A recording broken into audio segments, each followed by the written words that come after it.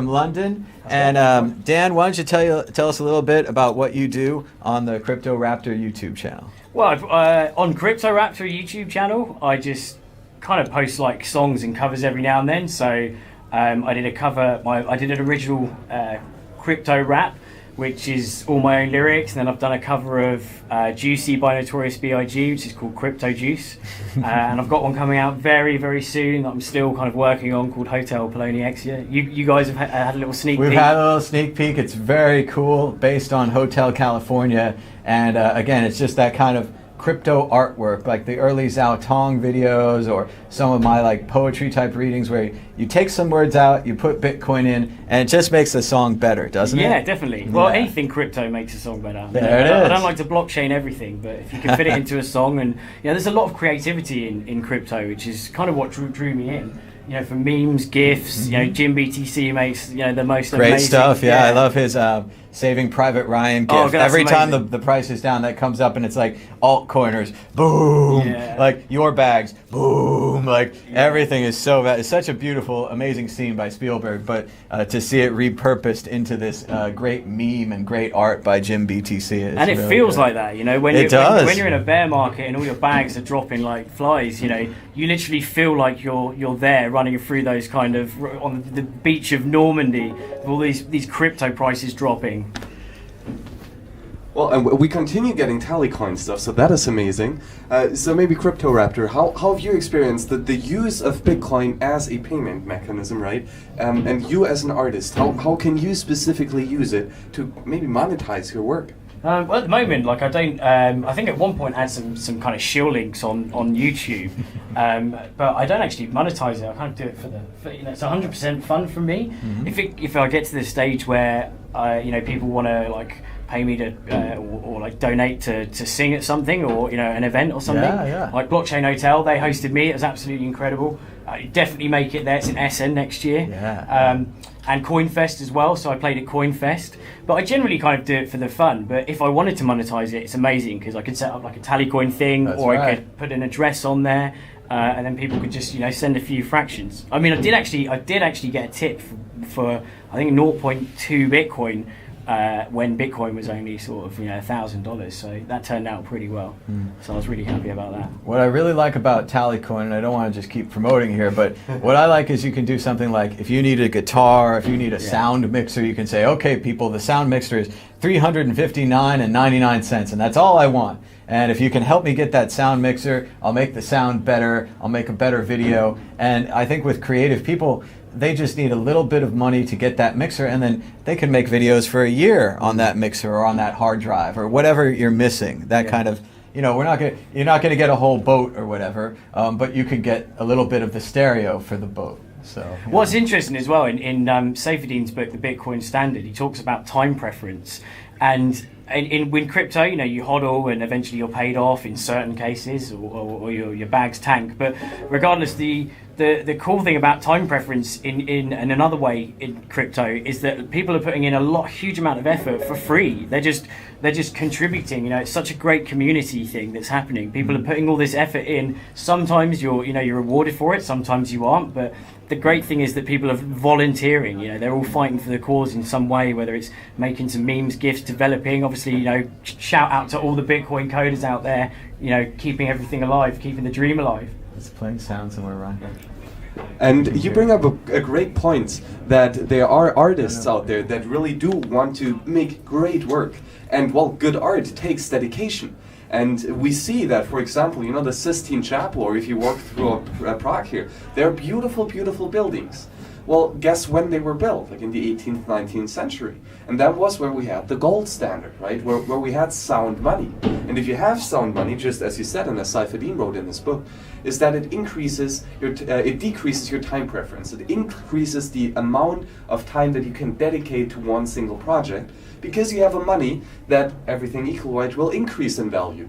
And that means that artists can dedicate a lot more time on working on one amazing project, and then really dedicating it. And that is going to make it, in my opinion, much more beautiful. So I'm quite curious to see on how a sound money will increase the beauty in art all around us. I thought you were going more towards the Patreons and the de Medicis and how they had a great wealth, but they also had an interest in their community. So they did things like funding Leonardo da Vinci.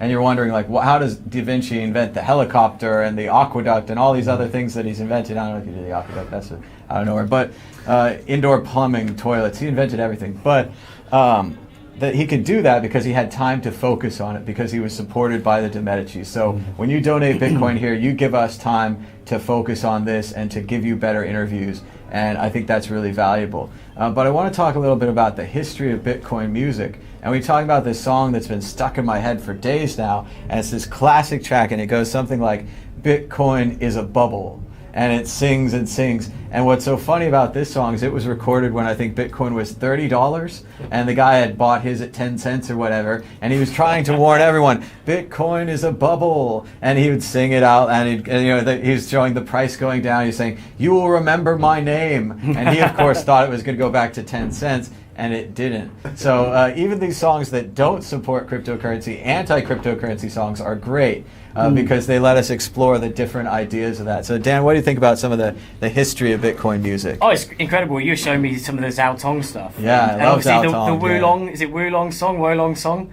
Is that the Bitcoin is a bubble? Or, well, of course, there's the Boys to Men Silk Road cover of his, which is just amazing. Yeah, if you haven't seen it, what's the title of it? It's well, it's all about Ross and Silk Road and the Dread Pirate Roberts, and it was just fantastic. The End song. of Silk Road, is it? The End of Silk Road, yeah, because it's Boys to Men until the end of the road, and then that became Until the End of Silk Road. Yeah. So a wonderful song. I like going back to the Sistine Chapel. I think that's an incredible analogy, because if you think like crypto is the church, it's this new kind of almost religion, and the Sistine Chapel, is the memes and gifs that we have, all the art that's contributing to it. So you go to crypto to pray and worship this new amazing technology, and you do it via painting your own piece on the Sistine Chapel. Well, that's absolutely right. You don't need to program to contribute to Bitcoin. A lot of people find that hard to believe, but we need businessmen, we need artists, we need memers and song creators, people to make YouTube videos. All of these things contribute to Bitcoin. So if you're looking for a way to contribute, you just have to start doing whatever you're doing, but for Bitcoin, but with Bitcoin. If you paint, I've told people, you just put a Bitcoin logo in the background, your painting will sell. Yeah. They don't believe me, but it would have worked. And stuff like that. You just have to get involved. No one's going to give you permission, except I'm doing it right now. I'm giving you permission. You should get involved in Bitcoin and crypto. Start a meetup if there's not a meetup near you, or if your meetup's been taken over by Bcashers. Go ahead and start a new one. Don't just keep going to the Bcasher meetup because you don't know what to do. It's completely permissionless here. You can do what you want to help crypto, no matter what it is. We need you. Exactly, and right there, art is always, it involves work, right? You need to sit your ass down and get shit done before it then eventually becomes a finished product. And so with having and producing art, you have proof of work, right? When you build a beautiful house with beautiful architecture, that is proof of work. If you paint a picture that is painstakingly filled with detail, that is proof of work. If you make an amazing song, that is proof of work. And so in that sense, Bitcoin itself is art, because there is proof of work within the blockchain, and it is ever expanding, it is ever morphing. And so in that sense, Bitcoin itself is art. Yeah, definitely agree. And anyone contribute as well. It's art's pretty subjective in that some people will like it, some people don't. Some people will like your meme, so some people like your GIF, some people won't. You might post something and you might think that you've made a lot of effort and that it's really cool, and you might not get any kind of feedback or likes and stuff, but just whatever you're doing, just keep on doing it, because there's some people out there in the world that will like what you're doing, and that's what keeps me kind of alive, and keeps me going, is that there's always going to be someone who can tolerate me. And remember that you're creating an archive. If you keep doing work, like when I was doing Mad Bitcoins, I decided to do it 5 days a week, and I did about 600 episodes over 2 years. And I just kept doing them, and I didn't know if anyone's watching them. I'm doing in my room, and the green screen behind me, and I'm editing on my own computer and everything. I have no idea, but now I come to Europe, all these people are like, I've been watching Mad Bitcoin since 2013. I love your shows, they're amazing. And you don't hear a lot of that on YouTube. You definitely get the negative comments if the sound is bad or the video is bad. You find out right away. but these positive things you don't hear. And maybe you have to do your work for 2 or 3 years before you get a positive comment. And I know that's hard, like walking through the desert, but it's worth it, right? Because you're adding to the archive and you're adding to cryptocurrency, because otherwise people are like, I don't know if anyone cares about Bitcoin. No one creates any memes, no one creates any GIFs or any videos or songs. But because people do create these things, people can look at it and say, it's not just a bunch of programmers, it's a whole movement. There's people of all kinds, men, women, children, old people. Everyone is in this movement. Everyone wants it to go forward. Similar reasons, different reasons. We agree about a lot of things, we disagree about a lot of things, but together we can raise Bitcoin up, and I think it's going to be great. Exactly, and we saw with the user-activated soft fork, right, that we as memers, we as Bitcoin hodlers, as true peers on the network, have the power to manifest change, not just in Bitcoin specifically, but in the world in general. And memes and the meme war of the user-activated soft fork was important, right, and we actually got it done. Right? With our dedication on the World Crypto Network, I do remember the 8-hour live streams during the user-activated soft fork, during the Bcash dilemma, right? That is work. That is proof of work. And it is a meme, right? It is a collaboration of humans coming together and creating digital art. Right? So, and it really won us the user-activated soft fork. This gave us Segwit. So memeing is just as important as coding. And we were talking about this earlier, sometimes we make this look easy. Ryan's done, 100 live streams, I've done 1,000 shows or whatever. We're making it look easy because we practiced. So you have to start from somewhere, you have to start from zero, as hard as it is. I used to read these books and they'd say, well, you have to write 100 bad stories before you write a good one. And I'm like, no, I'm going to write a perfect story the first time. And that is so much pressure. You're not going to be able to do it. We're not all Kerouac. And even Kerouac, he edited that book eventually, maybe by force. But we all have to chip in. We all have to help out and create these new Bitcoin memes. And we're just talking about, like, Paralinzi Polis itself is a meme. This is a parallel city. This is a world where they dreamed that there could be privacy, that they could take cryptocurrency eventually when the two met. And it's just a great place to be, and it's a great place to check out and to get you guys some interviews about Bitcoin, even though they seem to be banging on the floor right above us. I don't know if you could hear that. But we were down in the basement. They give us this incredible YouTube room. We're kind of in a fishbowl here, so we have an incredibly big audience out there. Hey, audience. Hi there. There's no one there. But it's okay. They can't hear us anyway. The soundproof room. They put us in the basement here. But we hope to get you a lot of great interviews. I know Eric Lombroso is wandering around up there. We saw Peter Todd earlier. Tone Vase is in the house. We're going to try to get him down here. Maybe Jimmy Song. Not sure where he is. But hopefully Jimmy will be here. A lot of other great people listed on the schedule, and if we can, we'll bring them all to you live from the basement at Paralinzi Polis. And if you are at PP, well then come down to the basement and join us here in this aquarium. And join the conversation, right? Because yes, there are 3 concurring live streams from the main stages up there. And that is amazing. So there's already a lot of original content that is really worth listening to.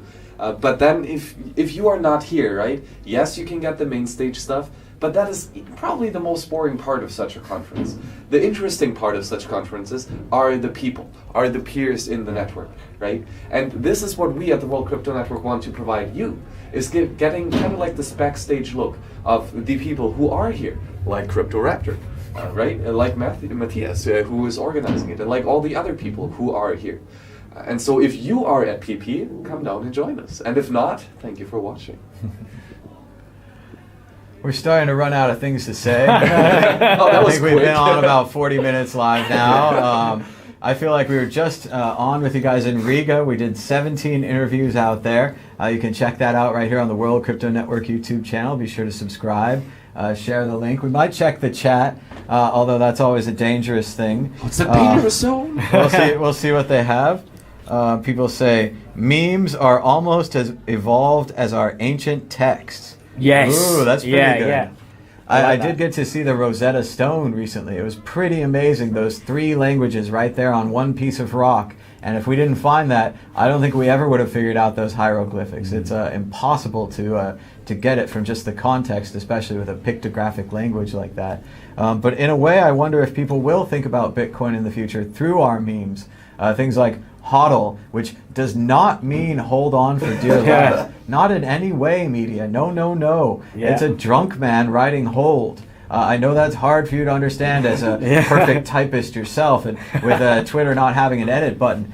But no, it does not mean hold on for dear life. But we Bitcoin Talk, wasn't it? Bitcoin Talk. Yeah, it was on Bitcoin Talk, and he's posting, and he's talking about how he can't time the tops and he can't time the bottoms, and he's not a good trader. All I do is hold, but he typed it as all I do is hodl. And again, the internet, they find your weakness and they exploit it, or they celebrate it, or whatever you want to call it. And the guy created a beautiful meme for us with this hodl, because it's a unique word. You can put it on a poster. There's a poster around here, it looked great, said hodl, big exclamation mark, kind of a Soviet propaganda style. But it was wonderful. And again, I've been on the Mad Tour here for a couple of weeks. I got to go to so many great museums, especially the British Museum, where I saw absolutely everything. Hey, thank you for the donation, keeping me on tour. Yesterday we went to the Franz Kafka Museum right here in Prague. Fantastic writer.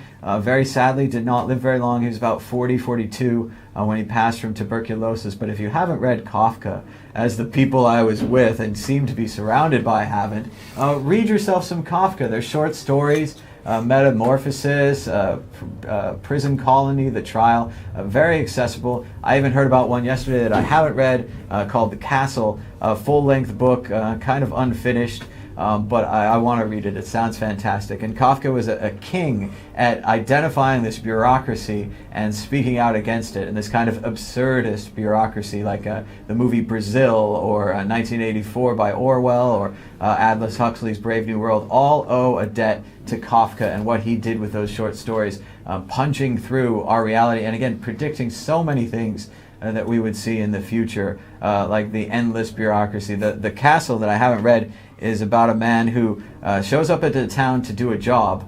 The job is not there, and he spends the rest of the book trying to find out why the job is not there. And he can't seem to get to this castle. And it's about endless bureaucracy. And he just goes point to point, and they're like, yeah, we do whatever the castle says, but no one ever goes there. And we never see the king, and we don't even know if there is a king. It could be like one of those early Star Trek episodes where the king is a computer, and we just don't know because it was built by the ancestors. But definitely memes are evolved. Max was saying earlier how we fought the UASF war, and I think that that's definitely a model for future attacks on Bitcoin, especially the part where they try to say that we're the real Bitcoin. That was always the most seditious part to me. I'm fine if anyone wants to fork off and start their own altcoin, but I'm not fine when you name your altcoin Bitcoin and then you try to trick exchanges into doing that and use the same address space, which definitely costs people money. Sure, they're noobs or whatever, but we should protect the noobs. They're a precious resource. We shouldn't just give them in to hackers and obviously simple mistakes like send me some Bitcoin and you send me some Bcash and it's lost forever. That's a tragic loss, totally unnecessary. Litecoin changed their address space. Ethereum changed their address space. You don't have to use the same 52 characters or whatever it is. Yeah. And of course, we are here at the Institute for Crypto Anarchy, right? They are part of the Parallelny Police. And the interesting thing here about crypto anarchy is that it is, per definition, freedom, right? We want to have freedom in cyberspace. And freedom in cyberspace, freedom in software, means that you can fork off, right? You can create a completely new ecosystem based upon the code of the old ecosystem, and you can change any rules that you want. So forking is, per definition, freedom. And we need to have that in, well, Bitcoin, right? And it's good that people can fork off the code base and fork off the consensus of Bitcoin so that they can create a currency that feels more liberating to them. But I agree with Thomas here that you shouldn't defraud people by telling that the fork is the original. Because, well, it's not. That's a good point. You know, at the end of the day, you know, you're a Bitcoin fan, you maybe a Bcash fan, or Bitcoin Cash, sorry, or one or both. You know, it's not a slur. It's about brevity, people. It's the internet. If I'm going to type 4 characters instead of whatever 20, I'm going to type 4.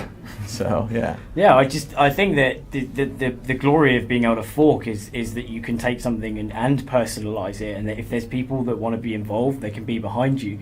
You know, and that's the glory of, you know, open source technology. But at the same time, I think that invitings are really, it's really detrimental to the whole crypto community. And I think that what we all need to remember is that we're all fighting the same cause. And so we may have our differences and differences of opinion over which shitcoin's the best or whatever.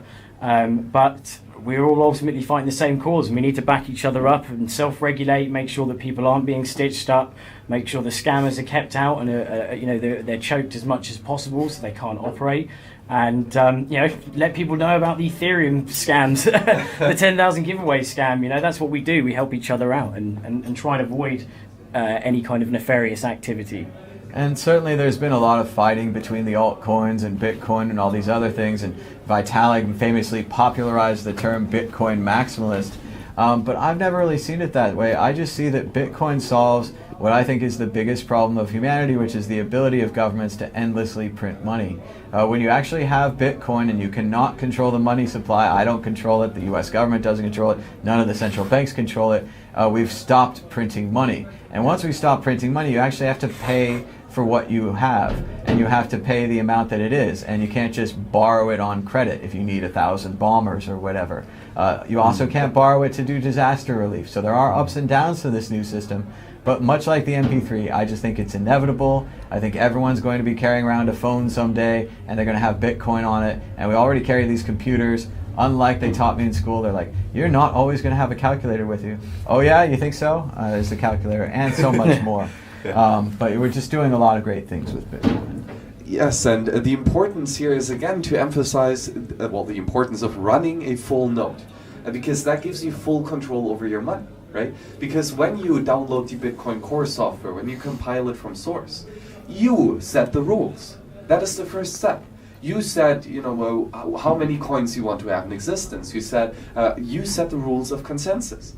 And once you have set these rules according to your own whim, you go out on the network and you query who else is playing by my rules that I've set up in the first step.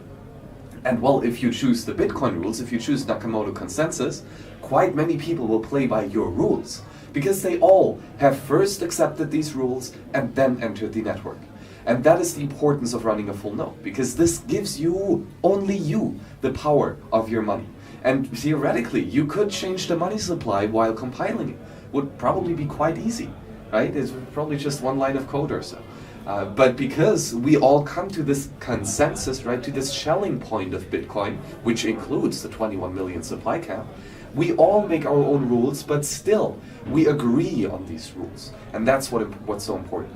It is no infighting, right? There is consensus. And that's what the beautiful thing of Bitcoin actually is. It's a true democracy, isn't it? And it's so specific. If some good code comes along, it can be, as long as everyone reaches consensus, bang, it goes in, and that's what's cool. If you don't like it, you can fork off, as it were. But going back on the supply thing, so something that's been kind of running around in my mind is that how many years, once Bitcoin reaches 21 million, the final supply, there's already 4 million, I think, roughly lost, according to Chainalysis. How many years will Bitcoin run before it evaporates into being unusable? What I think you have to think about at that point is, what is the value of the network, and what is the value of keeping the network online? And if we really are sending around a lot of Bitcoin traffic and on the various layer 2, layer 3, so on and so forth solutions, I think it'll be in the general interest of a company, perhaps like Amazon.com, to mine Bitcoin as a loss leader, as a write-off, to keep Bitcoin going for the good of the network which everyone is using. And if there's multiple companies like that, then they'll continue to mine and to get the money from the fees. Yeah. It's also possible that the fees will rise to do that. But again, we're talking about 2140 here. So the only way we're going to get to see it is if we have the singularity, and if you donate Bitcoin, and we're able to put my brain in a jar, and then I'll be some kind of Spock's brain in the future, and I'll say, I told you so, we're fine, Bitcoin still works. And I just think that'll work. We're also getting some questions in the chat. I don't want to ignore you guys. We've pretty much been against Tether since the beginning. The main idea behind Tether is that you print a bunch of coins and then you claim that you have a bunch of matching dollars in a bank account. We can all see the problem right away. You have to trust that they have the coins in the bank account. You have to trust that the bank even exists, that the bank has the money. I've said this since the beginning of Tether, which used to be called Real Coin, when Brock Pierce started it as an ERC20 token. Then I think it became its own thing. Maybe it went back and forth technically. But yes, why would you trust Tether? This is Bitcoin. Don't trust, verify. And as they're saying in the chat, the bank, Noble or something, that confirmed that they had the Tether, it was a screenshot or something, really trustworthy. I've got Photoshop. But they confirmed it, and then the next day they went out of business. So no, don't trust banks, don't trust Tether. You don't need a stable coin. If you want to trade into USD, trade into USD. Get it in your hot little hands. If you want to hold Bitcoin that goes up and down, hold Bitcoin that goes up and down. We don't need Tether. We don't need USDC. We don't need Gemini coin. We don't need all these other stable coins. These are all people who like the idea of Bitcoin, but they don't really like Bitcoin. So again, they've created if there's a series where it's, I've created my own money, please make it valuable so that I can exit scam. If that looks like your project, you could skip to step 3 and just exit scam right now. Not take people's money. Down with you. But we want to have as many people as possible before we do the exit scam. So right, that's right. I think you should maybe buy some more Tether. Yeah. Oh yeah. Hodl that Tether. Yeah. Hodling Tether. I mean, that's not what hodling is all about. We call them stable coins, but I think this name is completely misleading.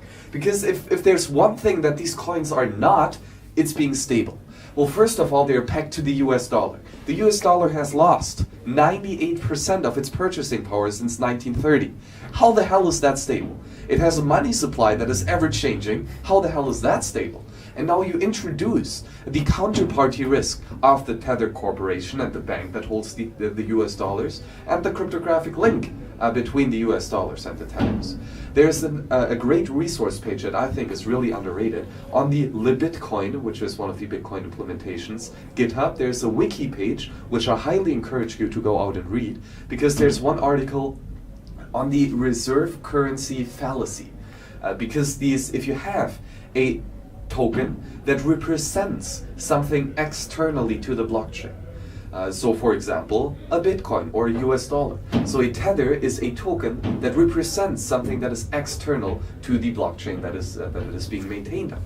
And now you have this centralizing party, right? You have the central point of failure, because either if someone comes and steals the US dollar in the banks, well then the link to Tether is broken, or if just the Tether company refuses to give you back your US dollar, then the Tether stable coin is already also broken.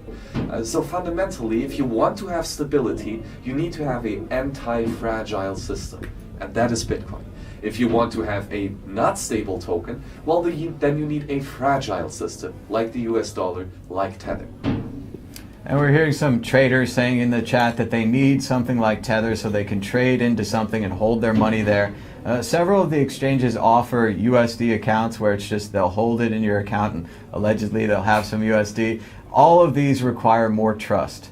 So if that is okay for your business to do that trust, and hopefully it stays there. Every once in a while, Tether goes away, Cryptsy goes away, all of these things with the fee shares and all the other, when an exchange starts printing fee shares, they start printing their own coin and saying they'll hold your dollars for you. We'll see how long it lasts. I understand the necessity in trading back and forth, but again, I think that you're involving way more trust than I think you want to with something like Tether.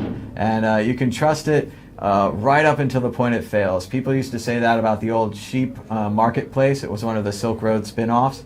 And they said they had fantastic customer service up until the weekend when they exit scammed. And they took all the money. They never leave any of your money behind. They always take all of your money. So just be very careful if you're trading into Tether. I wouldn't keep it there for too long, especially with this recent bank issue or something. The fishier it gets. Remember the old mortgage crisis? They were putting all those dead fish in boxes and saying they were fresh fish and very live. And then someone opened up the box and they're like, this box is full of dead fish. And then they opened all the boxes. They're all full of dead fish. And then the whole economy cratered. So don't be that guy that is holding a box full of dead fish. it's not going to work. And out. remember as well, if your crypto's on an exchange, then it's not in your true possession. As much as I love exchanges and love using them, always keep your private keys private, keep the money in those private keys, because an exchange can go down. Had that earlier this year with BitGrail, and there's at least a couple a year that happens. So if you want to keep crypto, recommended keep it in your own wallet, in your own private wallet, and not on an exchange. Oh yes, absolutely. And in the chat, someone was saying that they need stable coins to trade because they do not want to put their money back into euro. Well, I agree. I would never sell my precious satoshis for some dirty fiat. I would never do that. But still, right? If we shoot up to 20,000, or the next leg up, if we shoot up to $200,000 per Bitcoin, well, then maybe you want to hedge your position. Well, you could hedge into something like silver or gold, which are, stable coins, right? Gold has been a stable currency for centuries. And there are amazing exchanges like, for example, Voltoro, who have been here on the World Crypto Network a couple times. And here you can sell your Bitcoin for gold. And that is, in my opinion, a hedge that is really worthy to take. And in my opinion, the Voltoro exchange is one of the most transparent and most trustworthy exchanges. Because they are completely transparent in the amount of grams of gold that they have in their vaults. And up to the Satoshi, you can see all the public addresses that they hold their customers' funds. So you can be sure that if you hold with this custodial exchange, that at least the Satoshis are still in the address on the blockchain. So you can verify at least that. But of course, I agree with you, Dan, is that the only way that you truly know that these are your Satoshis if you hold the keys. So hold your keys, because then, only then, it is your Bitcoin. And for that, use a hardware wallet like the Cold Card.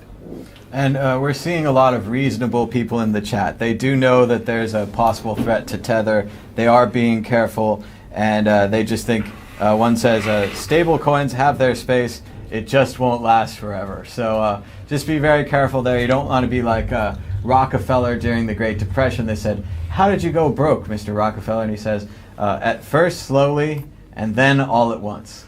So it can happen that way, and you just want to be very careful with your coins. But again, trading is your own business. You have your own game going on there. I'm sending out some messages to people at Paralindsay Polis, see if we can get some more guests down here. I do think that the live stream should be starting very shortly on the Paralindsay Polis YouTube account. Remember, it will be there. This will be here. You can always watch it later. You can be like Max. You can watch it at 2x speed. And I'll talk really fast, and you'll think, wow, can he talk so fast? That's so amazing. He's talking so fast. But really, I can't talk that fast if I'm thinking about what to say. And it takes a lot of thought to do these interviews. I've seen people where they just have a list of questions, and when you're done speaking, they just ask the next question. We don't have anything like that here. It's all coming off the top of our head, and we're seeing about getting us some more guests and just keeping this going. So, just going back to the whole private keys thing as well, something that just continuously blows my mind is the fact that like billions of dollars of value in crypto can be stored in like 24 words. That's right. Isn't that just amazing? And that no one can if you know those words in your head, no one can access that. Maybe at the quantum level, quantum computing, when that eventually comes in, we might need 56 words or 58 words or whatever. But isn't it just incredible? You can store all this value and also encryption in terms of messages, etc. But in 24 words, it's just mind blowing. Well, I was talking to my friend Bernardo in London, and he said that through the internet or something like that, that he managed to give a little bit of Bitcoin to a Bangladeshi boy. And that this boy, he doesn't know that much English, but he knows his 24 words. Nice. And that he's working on memorizing them, and he's written them down somewhere, and his family's keeping them in their safe place. And he knows, he doesn't have a lot of Bitcoin, but he knows what he has, and he knows that the value is always going to be there. If it's a 0.001 or something, you always have that 0.001, regardless of what the USD or the Bangladeshi market goes to. You have that if you keep your words, if you keep your key, if you have a Trezor or a Ledger, or if you just have a paper wallet that you make in a safe way. You can keep your Bitcoin offline, you can keep them safe, and you'll always have a 0.0001 in that account. Unlike a bank account where the fees will just eat it and you'll overdraft and they take more money from you when you have less. Bitcoin, it just stays there. And it's a very important and a huge feature that people aren't even aware of yet. And on top of that, even if you've got small stacks of low-value fiat notes, like we saw in India last year, the year before, where they just literally got burnt. That was it, gone. Your money's gone. Whereas you got your private keys, that's yours. No one can take it, and that's what's it's incredible. not just India too. I saw in England they recently retired the £10 note. And yes, you could still go to a bank and you could trade it in, but if you need a sandwich and you have one of these old £10 notes, even though it's got the face of the Queen on it, they're not going to give you a sandwich. It's pretty amazing. However, stamps are quite interesting because they're like, you can buy a stamp at 26p or whatever, and then kind of keep that. And you can just stack them on, more stamps on the envelope, and they have forever groceries. Stamps in the U.S. Actually, not a bad investment, as it turns out. Yeah. If you bought a bunch of stamps, you don't have to pay for mail anymore. Not a bad deal, although you don't mail very much anymore. So. Oh yeah, and that's a beautiful thing with technology, right? It makes old stuff obsolete, and so that the email for mails and for stamps, right? You no longer need it. We have the phone, right? It's the communication device that we use 24/7, basically. And same will be the case with magic internet money like Bitcoin. It will make the old and immoral fiat currencies simply obsolete, because compared to Bitcoin, they suck. They suck really, really much. In pretty much every regard, right? Bitcoin is a lot more useful in all aspects compared to fiat, compared to euros. And as you said, there is a war on cash, right? Governments do not like you having control over your money. They would much rather have control over you. And that is what cash is preventing them. I only use cash because it is the only censorship-resistant form of using fiat money. Well, fiat money sucks in general, right? Inflation still is theft. But at least with cash, it's much harder for the government to steal the money. And now that we see for banks these negative interest rates, which is an additional tax on the already inflation tax, on the tax. So there's so many taxes in the fiat system that can be prevented, maybe with cash, with paper notes, but then even better with gold and silver. And if you want to live in cyberspace, then clearly Bitcoin is the currency to use, right? On the government taking control of your funds thing, a story that I read a while back, it's very hazy, don't quote me on it, but there was a guy, I remember reading that this guy a few years ago, made this damaging report about Bitcoin, saying it's terrible, it's got no use, etc. And then recently something got, he got pointed out by the government, and they froze all his funds. And I thought, isn't that just poetic justice? You're literally a living example of where Bitcoin could have saved you, but now you're sat with your assets frozen, no access to your money. It's the way things go. That was definitely one of the early uses for Bitcoin. I know WikiLeaks was thinking about taking it really early, and Satoshi got on the email and said, we're not quite ready yet. Yeah. And then a few years later, they did actually take it. And one of the reasons that they're still in business as an operation is because they took and then held their Bitcoin. So it really can be amazing to get over that censorship resistance. And like Max was saying, Bitcoin or cash is really the only way to spend your money privately. When you use your credit card, whether you like it or not, you're creating a record of everywhere you go. And they can look on a map and they can say, wow, Thomas is in Prague. They certainly know that. And in some ways, I'm okay with that. In other ways, I'm not. I think we should have other options. I think we should be able to opt out of that tracking system. And it's not enough just to one person to opt out. We need a lot of people to opt out. Well, yeah, Thomas brings up the point of privacy, which is, of course, important and a big part here at the Hackers Congress in Prague. But it also, just if you compare it to Bitcoin, in Bitcoin you retain the private key. You only give out the public address, and then people can only push money onto that account. They cannot pull it out there. Well, crypto cards, credit cards are the complete opposite. There is the private key, is the number on top of the credit card, right? Yeah. Everyone is able to see it. And when you go to a merchant, you hand them your private key, and you're all like, please store my private key with my name, with my address, with the birth name of my mother, right? And store it on your computer, and then take out as much money as you want. That's literally how it works. I mean, come on, that is nonsensical. That is completely stupid. And especially if you compare it to Bitcoin. So credit cards, I would not touch that with a 10-foot long pole. It's pretty absurd if you if the waitress makes a mistake and adds an extra zero on there. You just paid $10,000 for those drinks. Oops. I mean, yeah, you can call them and have them reverse it, but still, the thought that you are giving your private key every time you use a credit card, it's insane. And like Max is saying, Bitcoin works the other way. It's pull technology. You can only take what I send you and no more. It's great stuff. And sadly, I still use credit cards, which I shouldn't do. And I'd say that at least once every 6 months, someone's taken a copy of my card and try to, to do, a purchase on it, whether it's online or whatever. Mm-hmm. And it's so frequent. And what's interesting is that it's almost like no one really talks about the level of fraud that we see in the real world, and how organised it is, and how it's so it's just everywhere. It's ubiquitous, fraud is. Yet as soon as something happens in crypto, the community, the external community jumps on it. It's all problematic. You think about how much fraud happened when they first came up with contactless. Mm-hmm. There was huge amounts of fraud. And now you kind of refine the processes, and you kind of self-regulate. The banks were regulating it, and they got to a point where now it's kind of a lot more usable. And Bitcoin's in exactly the same position. All these holes in the bucket are being filled, and we're sort of gradually moving towards a safer environment. I definitely love all these cards that are constantly broadcasting, and you've probably seen that YouTube video where the guy has a little credit card reader, and he walks up to his friend's pocket and he goes, and I got your money. And I've read about DEF CON. They used to do amazing things with Wi-Fi, where they'll have like a gun, and they'll like point it, and they'll take your password out of Wi-Fi from far away.